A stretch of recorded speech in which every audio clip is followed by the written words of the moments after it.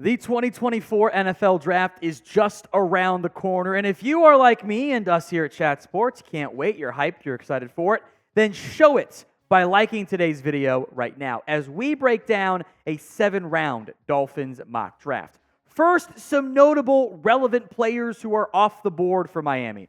Troy Lozano off the board at 14 to the Saints out of Washington. Amarius Mims goes 16 to the Seahawks. J.C. Latham goes number 18 to the Bengals out of Alabama. Brian Thomas Jr. goes to the Rams, so cross him off your list. Jackson Powers Johnson goes to Pittsburgh. So I'm going to go defensive line. I have my pick here. I'm going to go with the guy I think is better. And I'm going to make this clear. I am a big fan, to be clear, of what Byron Murphy offers. I like Johnny Newton more. I think Johnny Newton is a better football player right now and has had a much better 2-year run compared to Byron Murphy. And we talk about 16.5% pressure rate for Byron Murphy was awesome. Newton still had more sacks, 7.5. You can go watch that Wisconsin game. The dude is everywhere. He is consistently making plays. He does offer some 5-technique ability as well. I want and need to replace Christian Wilkins. I have done that here with Johnny Newton.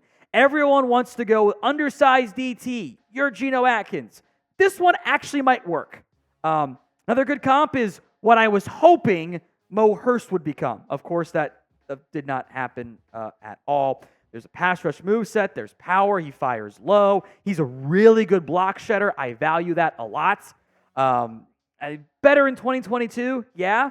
I think some defensive coordinator changes kind of impacted that right there. But even his 2023 numbers are about as good as you'll find among defensive tackles in this year's class.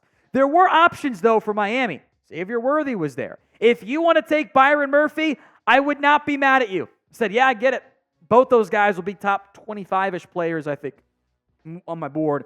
I've got Murphy as a 1-2 cheater grade, and Newton as a late round 1 grade. Jared Verse was there, by the way. Nate Wiggins, if you want a corner, which I don't think you need. He was the next pick, that's why I put him on there. And Graham Barton out of Duke, if you want to go with an offensive line option. But with your additions, I think you're actually maybe okay to avoid O-line, at least in round 1.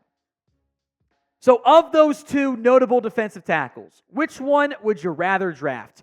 JN for Johnny Newton, BM for Byron Murphy. It is the pinned comment on this video. If the ad comes here on YouTube, take advantage of it. Head down there and let me know, JN or BM.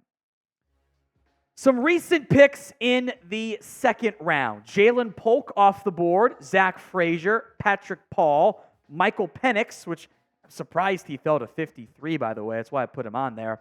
Trey Benson, also off the board. I don't want to go guard here necessarily. It's slightly early for Christian Hayes, only because of who was available. I'm going to take Xavier Legette out of South Carolina in the second round. I think very impressive, talented wide receiver. Late breakout guy, sure. Some of the nerds might get bothered by that one. I love what I saw,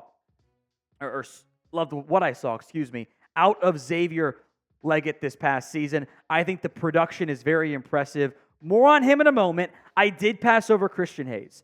That was the one that hurt me a little bit, where I could have taken Haynes. I wouldn't be mad if they did. I think Legette it has a higher grade from me. Ruka Roro, if you hadn't gone DT in round 1, would have been an option. Other guys, Chris Braswell, Roman Wilson. I'm a big Peyton Wilson fan, but he's got medical concerns. I don't want to take him there. Legette is a bit of a one-year wonder, and that is a concern to people, understandably so, when he had under 200 yards and then explodes for over 1,000 plus. He is what people wanted Jonathan Mingo to be last year, except I think he's actually pretty damn good. The Deebo Samuel comps, for the record, no. He had 16 carries for 12 yards. That's not Deebo Samuel. It's not bad in terms of the after-catch stuff. He's not nearly as dynamic as Deebo Samuel was. I kind of get N'Keal Harry if he was actually athletic and not slow and couldn't separate.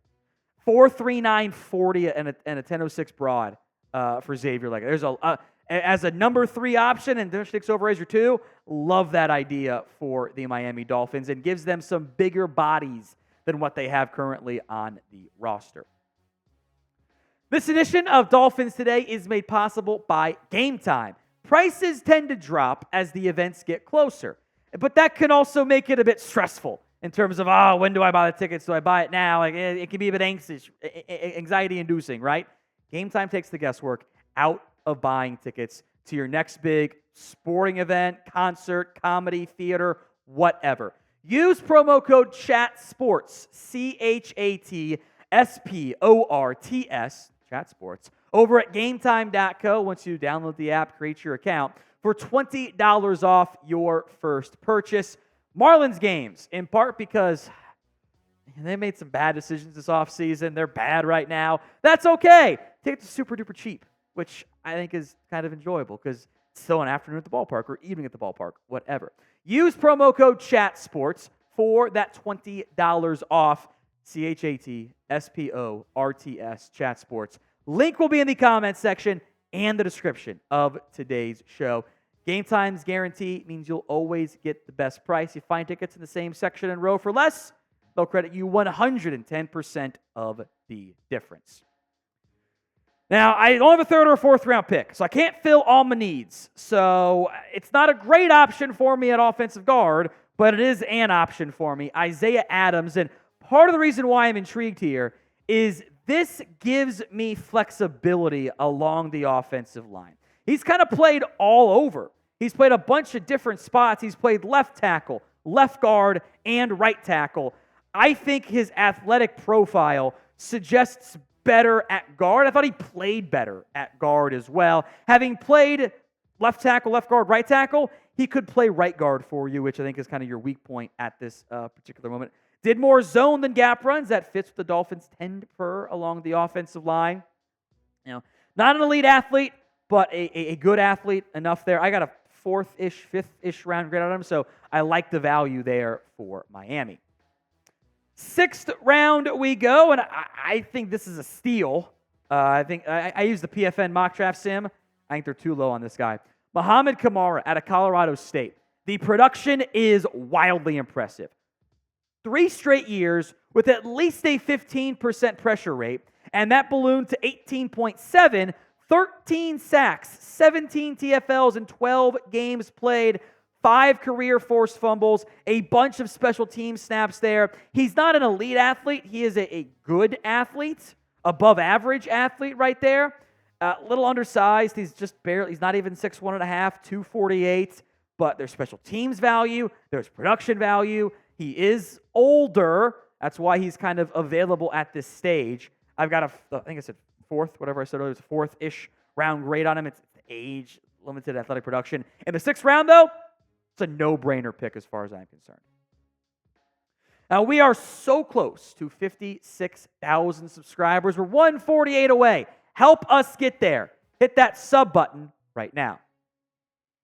One of my favorite prospects in this year's class is Sione Vaki out of Utah.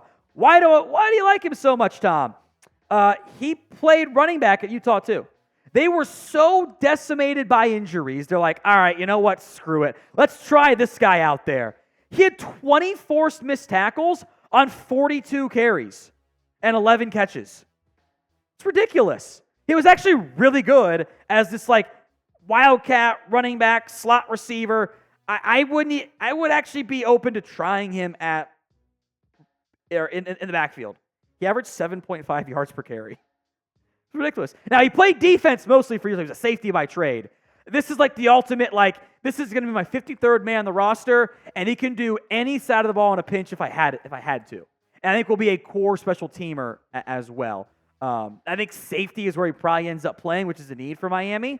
But it's a fun player who can do the special team stuff, be that versatile back end of the roster player on a super cheap contract that I do find very, very valuable. So name a player who you want to draft. Any player, any position. Go ahead and sound off for me in the comment section right now. 7th round, there's no such thing as a bad 7th round pick. And in general, I like taking a quarterback every 2 years, something like that, and taking a gamble on him. And the hope here is that Devin Leary, I can coach him up to be more like the guy we saw in 2021. At Kentucky this past year, it wasn't very good. Supporting cast had issues too. 56.3% is bad. 7.4 yards per attempt is pretty mediocre. 25 TDs, 12 interceptions. He was awesome in 2021 for NC State. 65.7%, 8 yards per attempt, 35 touchdowns, 5 interceptions. The arm strength, I think, is actually pretty good. I'll gamble on that guy. It's a late 7th round pick. Worst case, I cut him, knowing that half my 7th round picks end up doing nothing for me anyway. So my Dolphins mock draft. It's tough with only 2 top 150 picks, I'll be honest with you guys. It's not easy. Johnny Newton in round 1, Xavier Legette in round 2, 2 of my personal favorite prospects this year relative to where I think they'll be drafted.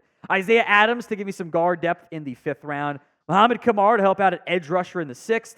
Well, again, a personal pet favorite player in Sione Vaki out of Utah. And why not? Let's throw a dart at Devin Leary in the 7th. Upside backup quarterback or 10th offensive lineman. All right, let's try the quarterback. So be honest with me, I can take constructive criticism or even just negative criticism. It's fine. Grade the Dolphins mock draft. A, B, C, D, or F.